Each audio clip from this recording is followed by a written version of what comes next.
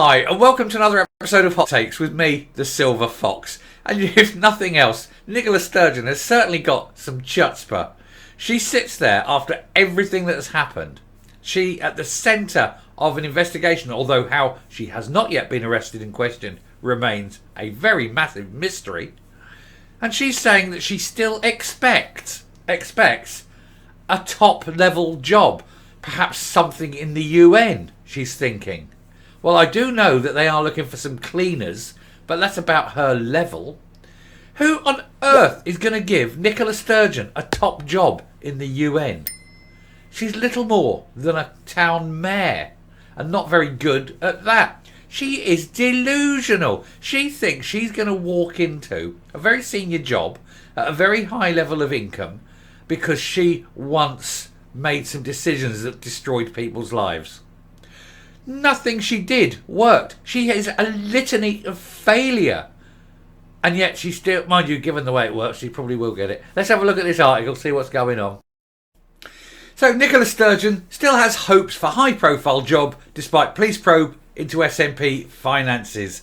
That, of course, will be the least of her worries if all those COVID messages come out and it could be shown that she made policy decisions that ended up with the death of thousands in care homes. She could be doing a long time in jail, far from the UN, more like Barlini. And yes, I know it's a man's prison, but she's the one who wants to put men and women in the same blocks. Former First Minister kept a low profile following the arrest of her husband Peter Murrell, although how she hasn't been arrested is a massive, massive mystery. But has now lined up a number of public appearances amid rumours she covets a job at the United Nations. You know, I mean, how that woman isn't in prison or, you know, at least in a jail cell waiting to be tried, I don't know. Things she has done, but she's failed. She's failed her whole life. Everything has been a failure. Every time she'd made a decision, it's been the wrong decision. Anyway, Nicola Sturgeon is still hopeful of a high-profile job like with the United Nations. I bet she is. It's been claimed as she waits until the end of a turbulent time in her life. She's got a long wait. The former SNP has reportedly long held hopes of remaining a public figure out with politics, and a few years ago was forced to deny rumours she was advocating for a job with the international organisation. She's got no charm. Nobody likes her. She's got no friends. I mean, she is a psychopath. She's no empathy, you see. So she'd mix well with all these world leaders because they're all much the same, all cut from the same cloth kind of thing. She's not in the same league as these people. But she wants to bestride the globe in her private jets, going off to important business meetings about some intricacies and minutiae of ruling other people's lives and ruining other people's lives. But that's what she sees for herself. But nobody else sees that. They see her doing that behind a jail cell. Her career prospects took a heavy blow earlier this year when the marital home she shares with her husband, soon to be former husband, and former chief executive of the SNP, Peter Murrell, was raided by cops. And she was arrested, or he was arrested. In fact, still can't go, she wasn't. For a few weeks after that, Miss Sturgeon kept her head down and cancelled a public appearance at the Edinburgh Science Festival, out of shame. She was also absent from the Scottish Parliament, also out of shame. It's been reported that the SNP finance probe, codenamed Operation Branch Force, is still not close to completion, and with the former First Minister potentially still to be grilled by cops. It is amazing how she wasn't. And actually, I've just noticed there, Nicola Sturgeon, MSP, but the Right Honourable, who made her a member of the Privy Council? Blimey, they must be desperate. Despite this, Miss Sturgeon has become more of a public personality. I think personality would require you to have one. She hasn't. Appearing at a book festival in Glasgow. Oh, she can read now. And tweeting more from her personal account, which went dark for almost a month after her husband's arrest. Of course it did. She didn't dare speak anything. She has got to go through everything she owns. She spent a month wiping everything, hiding everything, deleting everything, burning phones. You know, why do you think so much was done on burner phones? They don't want to trace it.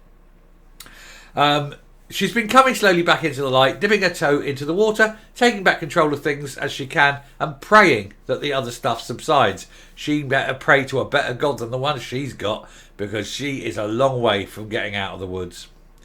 Another colleague added, she's putting on a brave face on things, Well, if that's the only face she's got, isn't it? Oh, no, she has many. She's two-faced at the very least.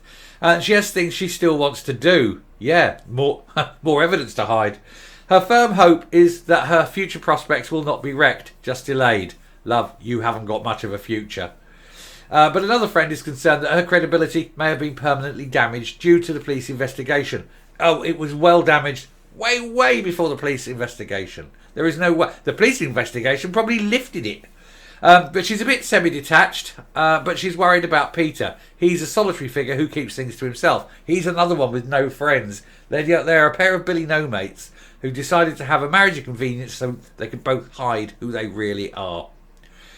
Miss Sturgeon interviewed Jane Godley at the book festival last week and also appeared at an LGBT awards night in London, where she rubbed shoulders, and other things, with the likes of Sam Smith.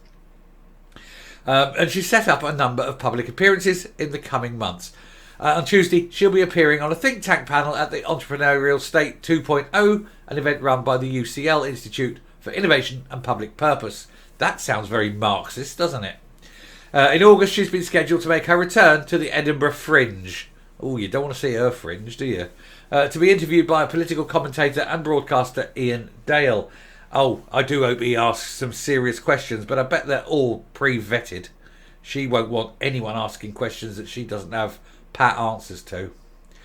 Miss Sturgeon even hinted in an interview that she'll be looking to build a new career outside of politics. Why? She hasn't got any skills. She can't go back to being a lawyer. She was effectively disbarred from that because she was so bad at it. That's why she went into politics. Nobody wants to employ serial losers. Nobody will employ someone who is so close to possible criminal organisation. So I don't know where she thinks she is going to be working. Like I say, toilets need cleaned in Sainsbury's. That's about your level, love. She says, whenever I do stop being First Minister, I'm still going to be relatively young. You're looking 60s. You're looking towards 60 here. A life after politics doesn't faze me. The world is my oyster. Yeah, but you're not really a pearl, are you? She's put some work in with the United Nations in recent years, crawling up there behind, hoping to God somebody gives her something. Somebody throws her a bone off that particular table. In 2019, she was appointed an inaugural global advocate for the UN's He for She campaign with the task of advancing gender equality around the world. Well, she's a bit of a he-she herself, isn't she? Of course. And then she denies all this lesbian accusations and things like that. And yet constantly gets in on the gender role, goes and attends LGBT things. Nobody cares, love. Just come out. Be yourself. Admit the truth. But even to herself. The SNP can't admit the truth to anyone. Not even to themselves. Isn't it sad? Isn't it so sad? If she'd have come out 20 years ago, nobody would care. Nobody. Anyway, I shall leave it there. And come up. UN. So there you are. Desperate woman seeks employment, will consider anything. I mean, she is so desperate for recognition. Her empty, vapid life is deteriorating in front of her. Everything that she had has gone. Everything she thought she had has gone. She has a terrible legacy and she knows it. And she's looking to sort of have a second job after politics to try and do something so she can look back when she's an old woman and go, I did that. Well, all you have to look at is the current levels of child poverty, which are now the worst Scotland has ever had, with a quarter of all children in Scotland in poverty. That is your legacy. So, let's hope the UN don't give her a job, because you cannot employ people who ensure a quarter of their children of their country are in poverty.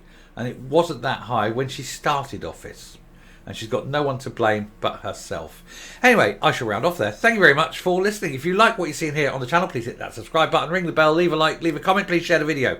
Definitely leave a like, that's the big one. And until next time, stay safe, stay well, don't go running to the UN, they won't help you, and goodbye.